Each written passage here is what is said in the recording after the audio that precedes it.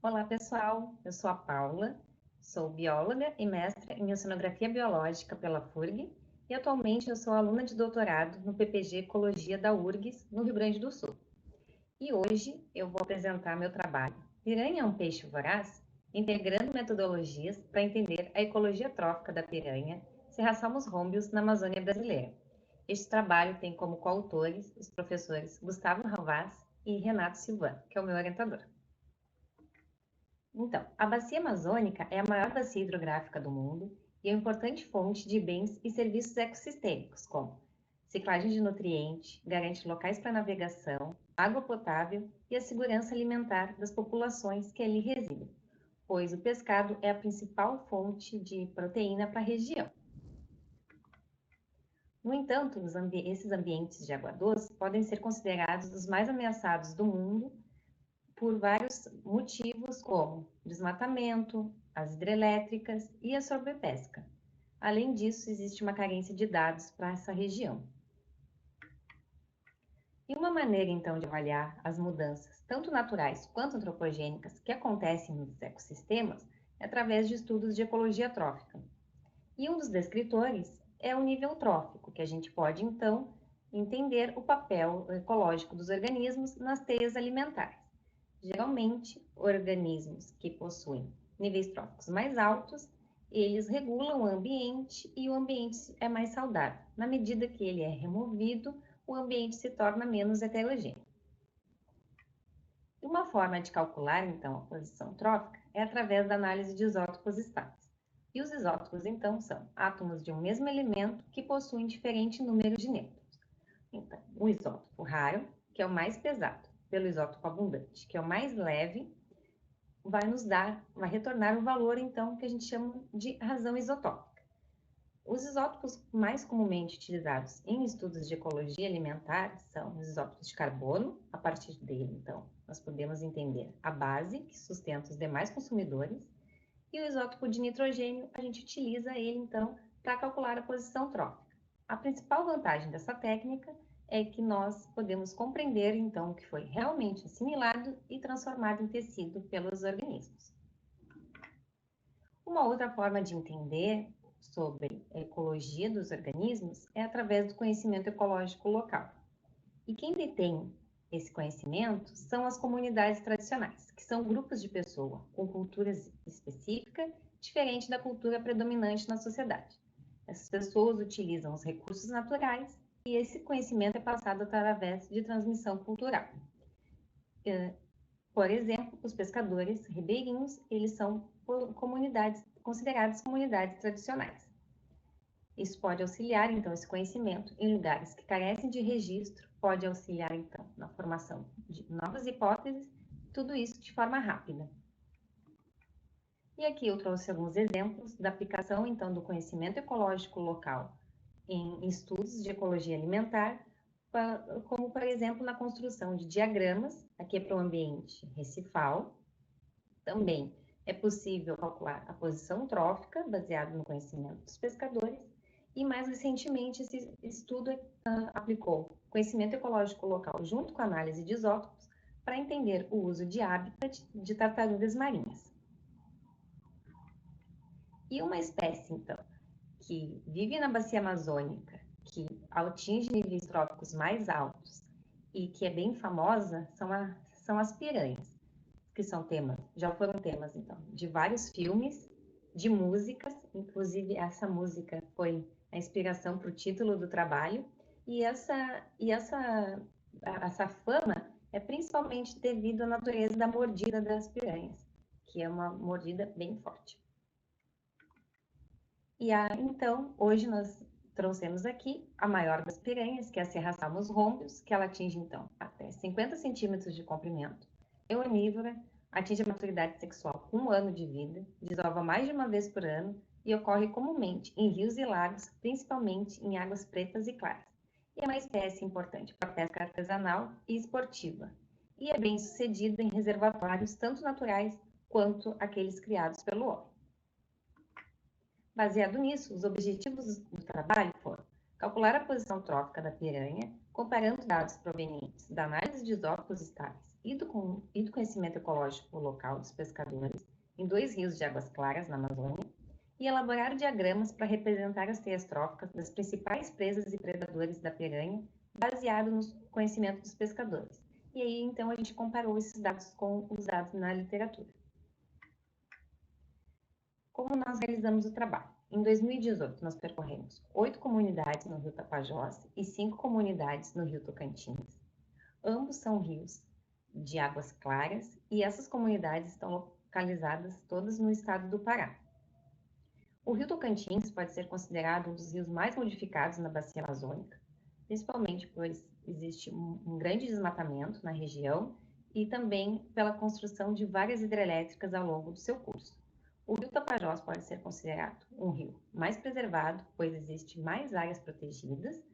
No entanto, a região sofre com os efeitos do garimpo e também existe a possibilidade da construção de várias hidrelétricas. Então, já existem projetos para a implementação desses empreendimentos. Então, nós entrevistamos 98 pescadores, 65 no Tapajós e 33 no Tocantins, e as nossas perguntas foram: o que esse peixe come e quem come esse peixe? E mostramos a foto, então, da piranha serra-salto. Baseado nas citações dos pescadores com os itens que as piranhas comem, nós, então, calculamos a posição trófica dela. Atribuímos aos itens valores de níveis tróficos. Então, multiplicamos esses valores dos níveis tróficos pela porcentagem de citações dos pescadores e fizemos a soma. A soma foi dividida, então, pela soma das citações, da porcentagem das citações. No caso, essa porcentagem podia ser mais de 100%, pois os pescadores podiam citar mais de um item. E então foi gerado um valor de nível trófico para a espécie. Para realizar, então, o cálculo da posição trófica para o Rio Tapajós e Tocantins, baseado na análise de isótopos, nós removemos tecido muscular de 5 exemplares no Rio Tapajós e 5 no Rio Tocantins. Depois, no laboratório, nós colocamos na estufa, deixamos para secar durante 48 horas e com auxílio de pichila e grau transformamos as amostras em pó. Depois, esse pó uma fração dele foi pesado, colocado em cápsulas de estanho ultra puras e enviadas então para a universidade, que possui o espectrômetro de massa de razão isotópica, que mede então a quantidade de carbono e nitrogênio das amostras. A partir desses resultados, nós calculamos, com auxílio do pacote Trophic Position do R, a posição trófica das piranhas. E o que a gente encontrou? Então, baseado no conhecimento ecológico local, no Tapajós nós encontramos o valor de 3,68 e 3,47, baseado na análise de isótopos, e para o Rio Tocantins o valor de 3,95 e 3,28 para análise de isótopos. Embora os valores encontrados na análise baseados no conhecimento dos pescadores foram mais altos que na análise de isótopos, ambos os valores estão dentro do intervalo de confiança da análise. E essas pequenas diferenças podem ser atribuídas às diferentes janelas temporais, pois a análise de isótopos leva em consideração os últimos 90 dias da alimentação dos peixes, então é algo recente. E o conhecimento ecológico local é algo que é obtido ao longo da vida. Além disso, o pescador obtém esse conhecimento através da inspeção visual, quando ele limpa os peixes e quando ele abre os estômagos. E muitas vezes também, pois ele utiliza determinados itens como isca. Então, isso pode causar, não deixa de ser uma diferença na metodologia, pois a análise de isótopos vai levar em consideração o que foi assimilado pelos organismos e realmente transformado em tecido. Nem tudo que está no estômago do peixe é realmente transformado em tecido e assimilado. Com relação às presas da piranha, nós construímos então um diagrama. Todas as setas azuis são do Rio Tapajós e as pretas do Rio Tocantins. E os círculos rosa são itens que nós encontramos na literatura, para o gênero ou para a espécie, no caso. E encontramos então que os peixes, né, foram os principais itens citados em ambos os rios, e outros itens nós não encontramos dados ainda. Então, isso pode ser uma importante fonte para novas hipóteses da alimentação da piranha. E, por exemplo, itens como carne de vertebrados são itens muitas vezes utilizados como isca. Então, os pescadores acabam citando eles. Com relação aos predadores da piranha, o boto foi um dos principais predadores citados, e isso já está descrito para a espécie, e também casos de canibalismo da própria piranha predando as piranhas. Além disso, nós encontramos, de acordo com a literatura, dados que a piranha faz parte da alimentação da lontra.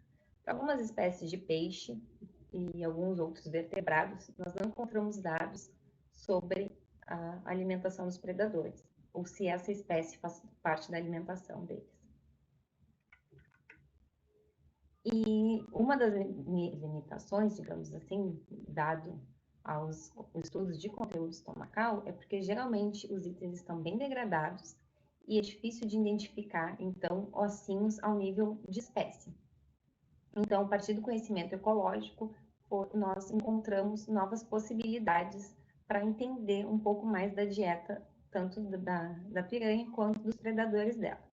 E também existe uma carência de estudos com relação à ecologia alimentar da piranha, e existem poucos estudos, então alguns itens podem não terem sido englobados nesses estudos, ou identificados, né? E com relação aos predadores, então, os pescadores puderam, então, nos dizer importantes predadores da piranha, que são espécies como o boto, por exemplo, que está ameaçada de extinção, como as lontras e o pirarucu. Todas essas espécies carecem de dados para a região e, por exemplo, os estudos de alimentação do boto são na década de 80. Então, a partir do conhecimento ecológico local, nós entendemos um pouco da alimentação desses organismos para essa região. Então, dado que a análise de isótopos é uma técnica que requer recurso financeiro, maquinário especializado e um certo tempo de processamento, a gente pôde obter, através do conhecimento ecológico local dos pescadores, a posição trófica e informações sobre a dieta de maneira fácil, rápida e com baixo custo. E encontramos um resultado próximo da realidade biológica. É claro que se a gente puder unir metodologias, nós vamos ter sempre um resultado mais robusto. Mas às vezes para a região da bacia amazônica que é extensa e que requer dados, e existe essa lacuna, a partir do conhecimento a gente pode então acessar esses dados. E respondendo à pergunta se a piranha é um peixe voraz, sim, a piranha é um peixe voraz, dado que ela se alimenta de uma ampla gama de itens e também come organismos da própria espécie. Essas são as referências bibliográficas utilizadas. E eu gostaria então de agradecer especialmente aos pescadores, pois sem eles não é possível a realização do nosso trabalho, aos meus colegas de laboratório, às agências de financiamento, e também gostaria de deixar aqui o convite para vocês nos seguirem nas redes sociais, as redes sociais do nosso laboratório, para entender um pouco mais da nossa pesquisa, e o meu e-mail também está à disposição para dúvidas, sugestões e para conversa mais a respeito do meu trabalho. Muito obrigada.